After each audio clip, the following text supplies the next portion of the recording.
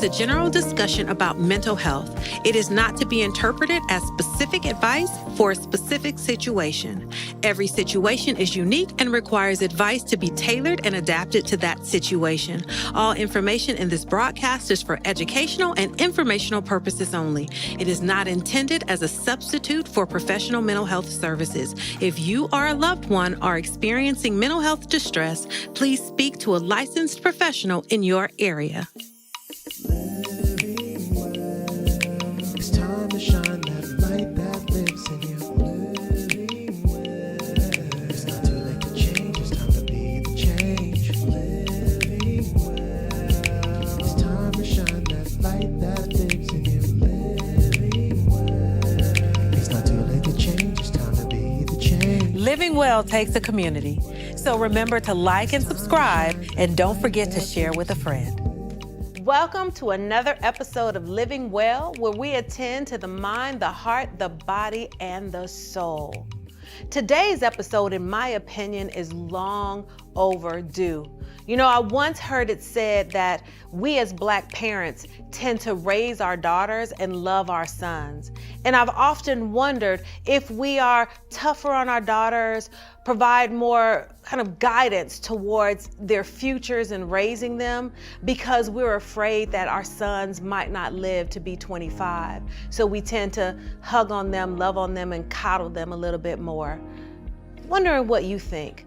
Well, on today's episode, we're going to explore the needs of our young Black men and also provide a solution. We'll have a guest who's part of our Faithful Central Bible Church family, who directs a program to help meet that need and not only provide structure and guidance to our young boys, but also help them to grow in their spiritual maturity. Now, you don't want to miss this, so grab a pencil, grab a paper for the resources, and call everyone you know who has some influence in the life of a young male. Join us here on Living Well.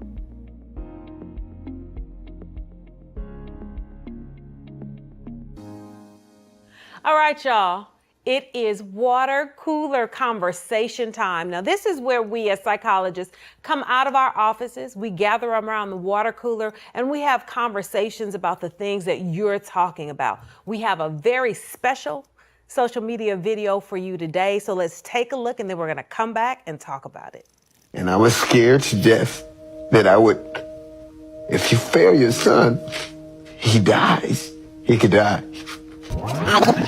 When they used to tell me Kyle was defiant, what I recognized a long time ago is that defiance is what gets young Black men killed. Because the most young Black men who are in prison have learning disabilities. They are dyslexic in some way, audio or idio. They can't hear or they can't understand their process. 85% of men in prison. So to somebody of a different culture, somebody culturally different, that may seem mischievous or he dances to his own beat. Right. When it's our culture, somebody gets killed. Mm-hmm. And I knew right away that I would have to prepare him for a world that wasn't like the world she wanted for him. Like I was a coddler, and I was like, I can't let him do this because it will cripple him. It'll be. You could literally get your son killed by not getting him ready for a world that won't see him that way. So I think for a lot of his existence, a lot of his growing up. Okay.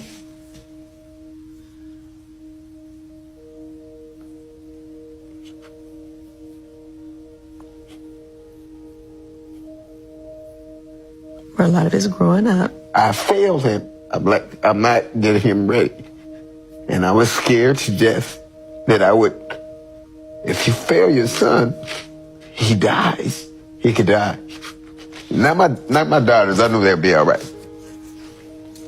But I didn't know how to make him ready for this world and see it clear so he could see what's coming. Like everybody tells you, put your hands on the wheel or stay away from this or don't do this. Black boys don't get that comfort, and you know it. Heart-wrenching. You know, to feel like you fail your son because you can't protect him and help him navigate in a world that won't understand his behavior.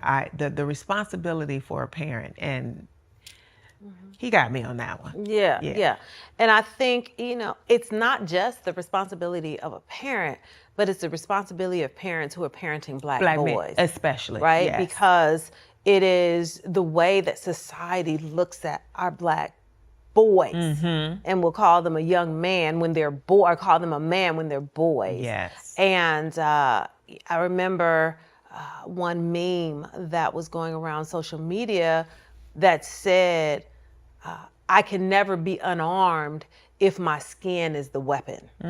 So if they see me as a threat just because of the color of my skin, then I'm always armed.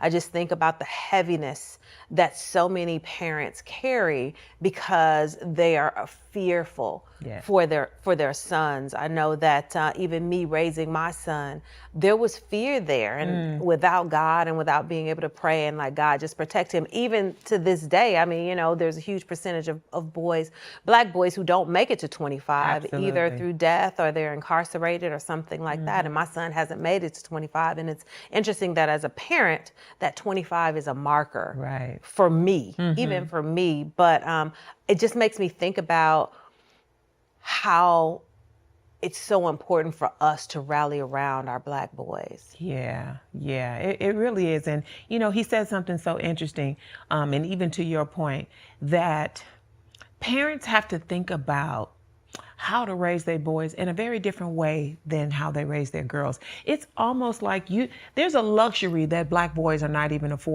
afforded, much less parents raising young black men. There's a luxury that they don't have. They have, as you said, they have to always stay armored. And to know that you have to raise your son to think about things in ways that we don't necessarily have to, condition our daughters for.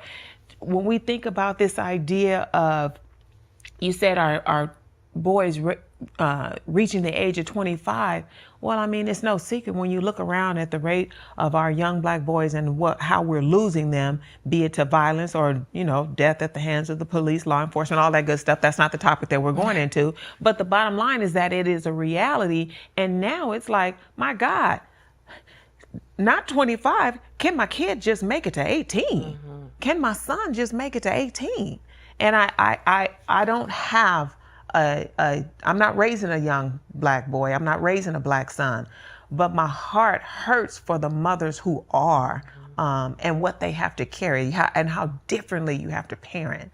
And that got me. And that's a man, telling his story. So imagine what it is for some of the mothers who don't have men around to help them raise these young boys. Exactly. I remember when Trayvon Martin was murdered, and a colleague of mine did a national presentation at a conference, and the title of our presentation was, I Am Trayvon's Mother, because we wanted to highlight how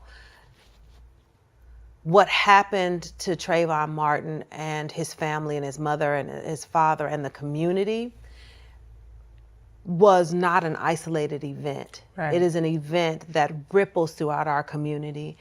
What she is going through is the fear that most black mothers have when their child is born. And so we can't see it as an isolated incident. And we, those of us who are raising black boys, loving black boys, have black boys in our family, we have to be mindful of the weight that we carry. I know in psychology, when we're learning about working with black families, there's a really well-noted psychologist named Nancy Boyd Franklin. And one of the things that she says is that black parents often raise their daughters and love their sons. And so she talks about how parenting differs. And sometimes parents are not as quote unquote hard or strict with their sons because they have a fear that their child might not be there for long. So they feel like they have to nurture and coddle them. And, it's just one way to kind of think about how our parenting changes because we carry the weight that DL was talking about. Exactly. And, what Nancy Boyd Franklin is saying, to your point about how we love our sons, D.L. Hughley is saying just the opposite. Like, his wife wants to coddle, but he knows our son is not going to make it. He is not going to make it. Like, that won't work, especially for him as a parent. And so I think it's a very, very, very important message. You know, it really is an important message. It's so interesting to see him. We all know him as this funny, humorous man, but to know that even him as a comedian, the heart of a parent raising a young black boy is one that is significantly important. And I don't think that we can really talk about caring for the heart, the mind, the body, and the soul without recognizing this dynamic in our community and what's happening with our young boys, our young black males. Now, our girls, we're going to talk about our girls too at some point. Absolutely. But just looking at what's happening and really being aware of what's happening to our young boys and realizing that those boys are going to grow up to be the men who are in our community. And I think it's time for us to take this conversation a little further. So of course, water cooler conversation has ended, and now we're gonna move into welcoming our very special guest. So we have a very special guest who directs a program that is faith-based, it is spirit-led, and it helps our young boys to grow into men. So give us 1 second and you'll be joined by our very special guest.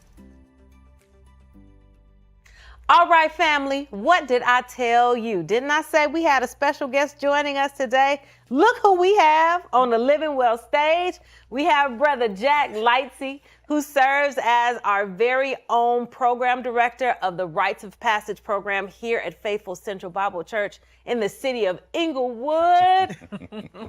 Thank you so much for joining us, Jack. You know, this is so cool. I mean, thanks for inviting me. Yeah. It's nice to hang out with you guys. We are excited. We're excited to talk about the Rites of Passage program. And a little birdie told me that you all are going on like 25 years now?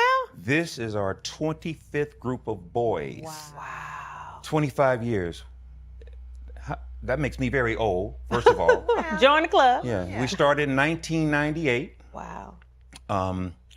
And it's exciting. It's exciting because this actually is our largest group of boys. Oh. So when we started this program, Rites of Passage, it was all FCBC. We talked to the parents, and they brought their boys. And now 25 years later, it's truly a community service type of ministry because only maybe 10%, 20% are boys from Rites of Passage. The rest of them are from the Los Angeles area, and as you said, Inglewood. Why you say it like that? Anyway, yeah, we're excited about the program. We're excited about the impact that it's made and it continues to make. Do you know what it's about? You know, kind of like the background? I know a little bit, but I would love to hear more, and I'm sure our viewers would as well. Well, let's talk about it. I mean, Okay.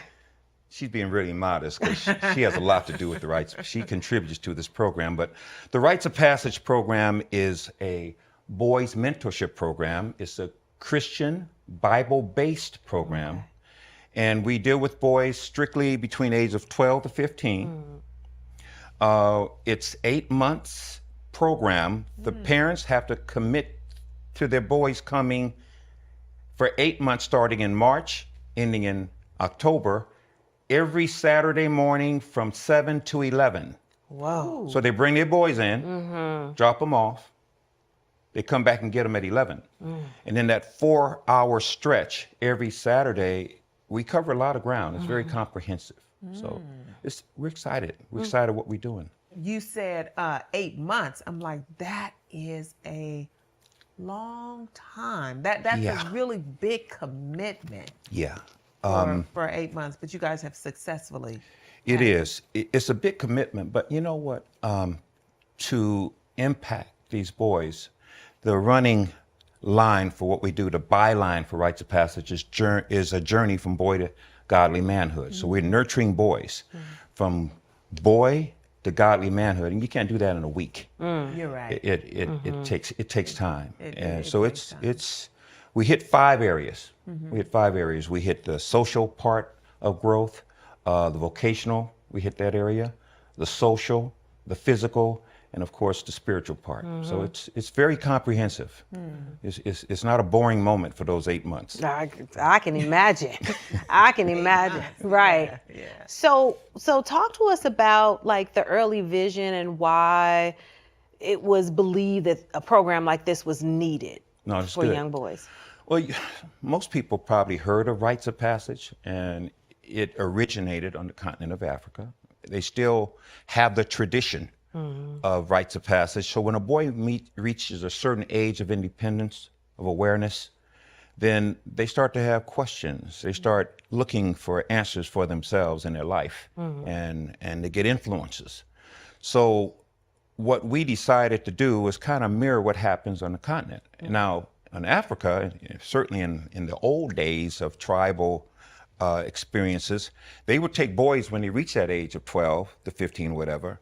They would take the boys, the village elders would, the fathers would, and they would leave the village for months. Yeah. And while they were away from the village, they would teach them all their life lessons, everything they needed to know. How to survive, how to provide for themselves, responsibility. And they would learn, and then they would come back months later, and in the village they would see the parents, especially the mothers, they would see that's not the same dude that left. When he's coming back and his eye, his contact is different, the way he approaches his life, he's talking differently, he's taking more responsibility for himself. And most importantly, he's come back with a sense of a spiritual relationship with God. That's very important for that journey from boy to godly manhood. So that's how this program really works, and that's why it takes that kind of time to make that kind of impact. Right. Oh. Yeah, it sounds like there's a lot that really goes into it. Yeah. Even as you prepare.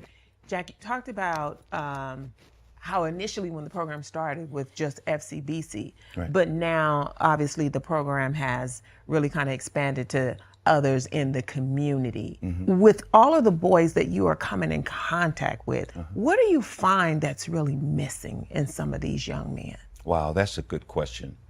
We see the need for a positive male role model in their lives.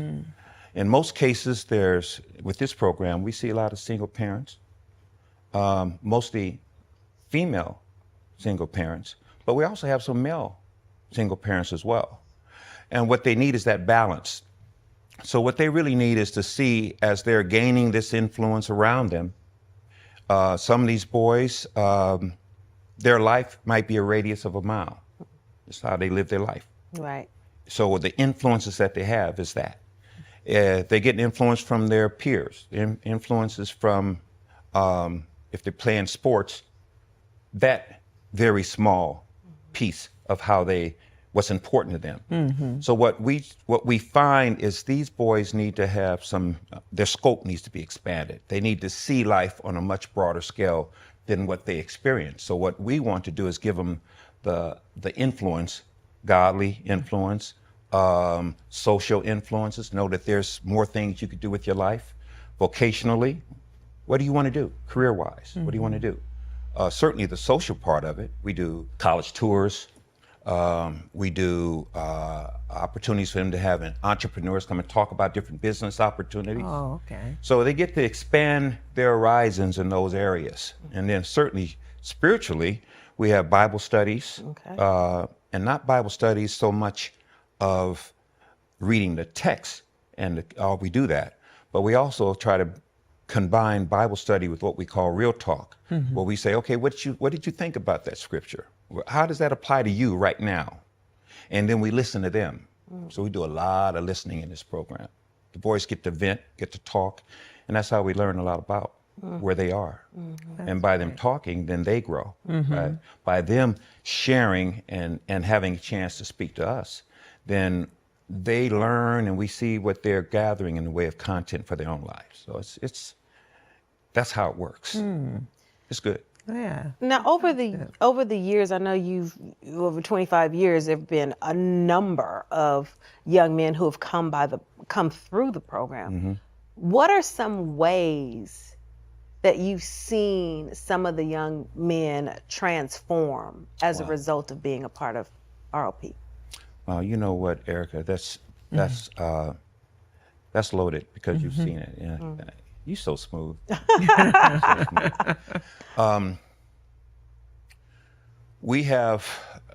We'd like to say we have 1,000%. Everybody comes to the program, flourish. They become successful in everything they do, and there's no flaws. But I think some of the best lessons that we've seen, some of the success stories that we've had. In fact, we have doctors, we have attorneys, we have, let me see, if it's 25 years old and say a boy was 15 when he got in it, that means he's 40 right now. Yes. So sometimes I could be minding my own business coming to church and some stranger walks up to me and says, hey, I want you to, hey, Mr. Jack, I wanted to introduce you to my wife. This is my daughter. I said, wait a minute, you were in the program, right? So yes, I brag about how you and the other men really kind of steered me and gave me some direction on how, the do's and don'ts and how to get a relationship with God, and I brag about this program. So I just wanted my wife and my kids to meet you, and then some of them come back and be mentors themselves. Oh, that's amazing. So we've had great success stories. Great success stories. We work with schools. UCLA is one of the schools we work with. They have community engagement. So we have success where they actually help our boys, because if they're in the Rites of Passage program, they use it on their applications for college. Oh. So they say this, I was in this 8-month leadership program, and it usually helps them get scholarships, helps them get entrance into schools. So this is very useful. For making some success stories. Yeah. As you talk about the success of the program, and you just mentioned how some of the former students come back to serve, but when I think about a 25-year program and all of the men that you guys have put through, it's obvious that it takes a village to run this program. Absolutely. So I would love to know about, those who come alongside you and work with you in this program. It is truly a village. Yeah. Truly a village. So the way the program is designed, we have village elders, that's gray-haired people like me. And then we have men of valor who's been in the program for more than 2 years, and they take on some of the leadership responsibilities. Then we have champions. So there's 3 lines of men that support these boys. What we do is we have each of the young men are assigned a mentor that calls them on a weekly basis. All right. And then in addition to that, we have all kinds of responsibilities. We have, we have sergeants that call them. We make visits to schools. We do that kind of thing. But the village also includes women. I knew that's what you were getting at. You want to say, you ain't a man thing. Women do this. I just wanted to know. You're smooth. You're smooth. Women. So we have what we call parent council. And the parent council are comprised of women who either were in the program themselves or they just want to come walk aside some of the parents, because the parent need mentoring too. Yes. As the boys are learning and being more mature, then the parents need to understand you can't treat your boy like a boy no more, because he's learning to be more independent. He's learning to be more mature. Right. You have to, don't talk to him. Don't say, boy, don't you do that. That's not the way the communication works anymore. Now it's, you say, I understand. Let's dialogue about where you're going. So women are a part of the program as much as the men are. That's beautiful. Now I want to kind of get a little personal. What drove you to do this? As we talked, as you mentioned, it's an 8-month commitment, Saturday, working with groups of young men coming from all over, not just the church, but coming from all over. It's a lot of work and it's a commitment. And from my perspective, it has to be a calling. So how did you become involved? Why are you getting my business here? That's my job. That's personal. That's my job. My father was my role model. Okay. I was fortunate and blessed to have a mom and dad in the home. At some point, I became a father. And when I became a father, I was actually a single dad. So at age 2, I had just me and my son, and it was 24/7. And some of his friends did not have fathers. So I was kind of Uncle Jack and, going to hang out with, Brandon's my son's name. I'm going to hang out with Brandon, but they really come to hang out with You know, it was just this dude. It was just a dude thing. And what I learned very quickly is that there is a need. And that was my personal commitment, since you're being personal. My job. But all the men come for that are involved. And there's a lot of men in this program, and they all come for the right reasons. They just want to change the destinies of these young boys. And they come with their heart, they come with their commitment, and they contribute. Yeah. Wow. So even on that note, how do the men get involved if they desire? How do they do that? I'm ready. I want to give numbers. I want to give email addresses. Any men out there who want to support, and we'd like you to be at least in the LA area, because during the pandemic we had to do everything online. Right. The program continued. But mentorship is best done when it's face to face. Yeah. So any men who want to, if you're listening and you want to get involved in the program, just call Faithful Central Bible Church and 310-330-8000, extension 3240, and just say, I'm interested in being a mentor. I'm interested in supporting. Or you can email us at what is it? There's two of them. You can say Rites of Passage at faithfamily.org. Gotcha. You can email us, and we'll take it from there. And we do background checks on all the men. Okay. We do interviews, intake interviews.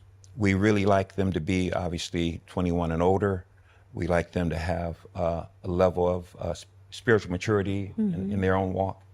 It's a leadership position. So, but yeah, we can use the help of a few more good men. That's good. Now, that's for the men who might want to volunteer, and women, as you said, who are involved in the program. Yeah.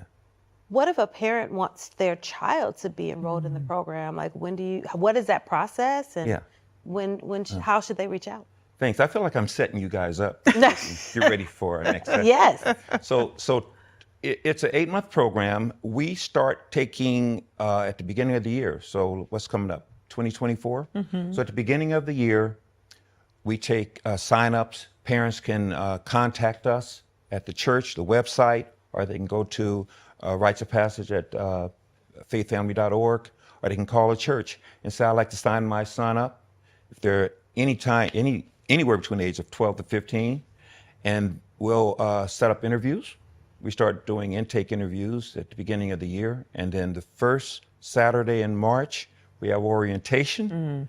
And if they have any regrets, it's too late after that. They commit to their 8-month commitment, and these mothers are phenomenal. I mean, that they love their son so much that they get up every Saturday morning to get their boys to, and you can just imagine the boys, why the bleep am I here? Yeah.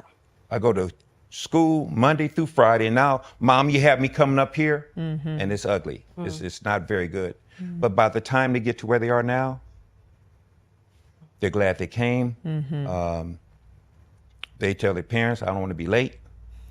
So they understand the value of this program for themselves. So that's exciting. And when you say where they are now, you're right now at the culmination of this year's class, and graduation is coming up soon. You see that on my face? Yes.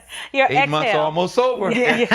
Almost over. Your exhale. Now, is the graduation, the culmination, is there kind of like a big celebration? Yes. What do you do? Yeah, it is. It's we have a banquet. So they eat with their mouth closed. And then after the banquet, we have our graduation, which is very Afrocentric. There's the African drums. There are segments of the program where we recognize and we allow these young men to express where they are, who they are. They do some reflection. There's this wonderful moment in the graduation ceremony. It's called the mother ceremony. And it's that moment that's symbolic of when the mother sees their son after they've been away for months at a time. And they have this moment where the mother and the son, she speaks some words to the son. The son is given a Bible, And it's pretty touching. It's pretty touching. Don't cry, please. I was like, that Okay. sounds beautiful. I know it's getting to you. It's a wonderful moment, though. Yeah, sounds like it. And I know that the everyone who participates really benefits. And we know some of the things that we hear about on the news or we even experience in our communities. There's so many young men who just need another man to come walk alongside them. So it is, this program is so necessary. Absolutely. And the fact that it also really focuses on spiritual development is so important, because we know that without God, these young men will never grow into the fullness of their being. Right. Without Absolutely, Erica. Right. We have, during the 8th-month period, we have periods where we, especially if there's a Bible study, we'll say, we'll have a call to salvation. Any of you brothers want to accept Christ as your personal Lord and Savior? We do it during the course of the 8th month at different times. And we had a moment in the summertime where there was a focus here at Faithful Central with baptism, especially specifically youth baptism as well. So we did a class on baptism. We didn't tell the mothers come and pick them up at 11. So what we did, the conversation with baptism, we says, okay, we had several brothers who accepted Christ during the course. And we said, okay, this is only for the men who've accepted Christ. You're a follower of Christ, you're a Christian. Let's talk about baptism. Baptism is, you don't get baptized to get saved, you get baptized because you're saved. Right. And what it represents and what it means for water submersion and come up and what that means. And anybody get that? Anybody understand that? Tell us what it means. And they had to tell us what it means, so they have an understanding what baptism is. Then we said, when you go in the car with your mom, if you feel like you want to get baptized, no pressure, brothers. Tell your mom you want to get baptized. So our graduation is next Saturday. The day after, about 12 of them are getting baptized. Oh, that's wonderful. So we're talking about changing destinies, Erica. Yes. What better way Right. to change a destiny than for these brothers to come to a knowing, knowledge, and relationship to Christ? Their destinies are already changed. Right. Absolutely. For themselves. Yes. For That's themselves. beautiful. We're excited about it. Life-changing, life transformation, and life-saving Right. Yes. for a lot of these young And men. they did it themselves. Right. Yes. Listen, we didn't push them. Right. We didn't say you have to be saved to be in the program. You don't have to be, I don't know where the camera is. You don't have to be saved to be in the program. Mom, you or your son, just put them in. Let God do everything. Yes. That's so beautiful. That is beautiful. That's amazing. I know we could sit here and talk about Rites of Passage all day long, but we're quite sure that you have something else to do than to be here. So I want to end it with that. I don't think that there's anything more that we can say. You are bringing these young men on their own accord to Christ. Yes. That's it. That's a drop the mic moment. That's a drop the mic. The mic is dropped because it's God who does the increase. Right. You know, God uses us to plant seeds, but God gets all the glory. Absolutely. It's just an honor and privilege to serve Him. All We right. appreciate you serving our young men. Most definitely we do. Well, you heard it here first, folks. If you're interested in volunteering in Rites of Passage, or if you're interested in signing your young man up, you can email them at ritesofpassage@faithfamily.org. And as always, before we leave, we like to give you a resource, something that you can follow up on, find services or information. So we are going to steer you to our website, normalizehelp.org. You can go to normalizehelp.org and find information, tools, and resources. We want to thank our very special guest again, Brother Jack Lightsy, the program director for Rites of Passage at Faithful Central Bible Church. And as always, until we see you again, we pray that you are living well.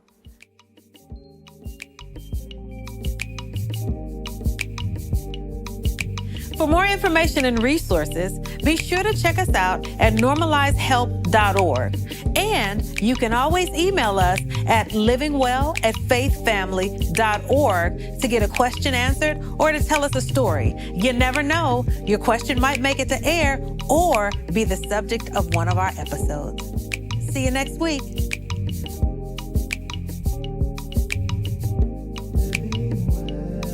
It's not too late to change, it's time to be the change. It's time to shine that light that lives in you. It's not too late to change, now it's time to change. Now it's time to change, now it's time to change. Now it's time to change, time to change, time to change.